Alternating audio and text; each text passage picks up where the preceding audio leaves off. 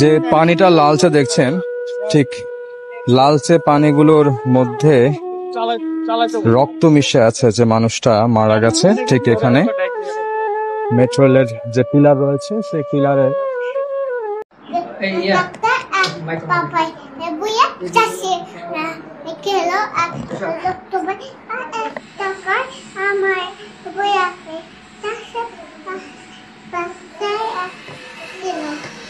বাবা don't Cry, don't Cry, that is living করছে। আমার মানিকেরা তো এন বোঝে না, বাবা যে নাই, ওরা তো বলবে বাবা আবার আসবো, বাবা ঠিকই মজা নিয়ে আসবো, কি বলবো। বাইরে ভাই মনে করছি উমান শহর ছাড়ি দেশে যাবো বই। কেমনে দেশে যাবো? আমাদের দেশে মানুষের নিরাপত্তায় নাই। একটা মানুষ মেট্রো রেল অ্যাক্সিডেন্ট হয়ে মারা যায়, সরকারের পক্ষ থেকে 5 লক্ষ টাকা দেয়, লাশটা গাড়িতে করে ফাটায় দেয়। বর্তমানে সরকারে ঘোষণা দিছে যারা মারা গেছে, যে মারা গেছে এই লোকটার ফ্যামিলির চাকরি দিব আর 5 লক্ষ টাকা দিব। তার অবশ 2টা বাচ্চা আছে। এগুলা দেখলে 5 লক্ষ টাকা কয়দিন চলে?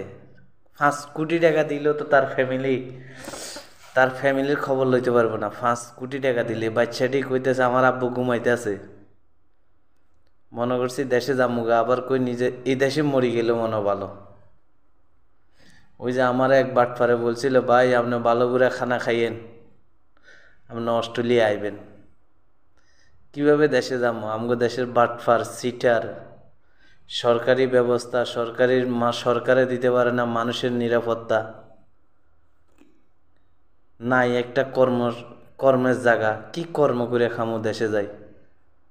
মনে করছি উমান শহরে কষ্ট লাগে, যামু গই, মাসে মাসে বেতন পাই না, কি করবো, যামু গই দেশে। এখন এই মেট্রো রেলের স্প্রিং, বেয়ারিং স্প্রিং, এটা তার মাত্রা মাঝে পড়ছে। সরকারে 5 লক্ষ টাকা দিছে আর বলতেছে কয় কি চাকরি দিমু, যার ফ্যামিলির মানুষ একটা চাকরি দিমু। তো এরকম আমি তো মরে যাবো, আমার মনে হয় 5 পয়সাও দিব না। কি হইব আমার 2টা ছেলের? কি পরিস্থিতি ভাই! আখের মাঝে মাঝে মনটা চায় এই দেশে মরি যাইয়া, এই দেশে মরি গেলে ভালো। এই দেশের একটা মানুষের গার মাঝে ফুলের টোকা দেওয়া যায় না, তার চেয়ে সরকার দিব, পুলিশ দিব। আমাদের দেশে পুলিশের কাছে আশ্রয় চাইবেন, পুলিশে আপনারা আরো মারিয়া লাগবে, গুলি করে মারিয়া সাগরে পালা দিব, ফাঙ্গাস মাছের খাওয়াই দিব। কিভাবে দেশে যাবো?